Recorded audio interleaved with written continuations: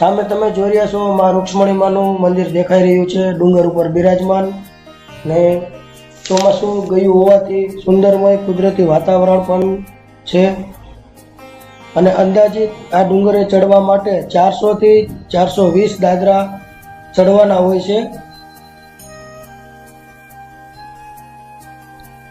તો મિત્રો ખાસ એ જણાવવામાં આવ્યું છે અહીંયાના ટ્રસ્ટ દ્વારા કે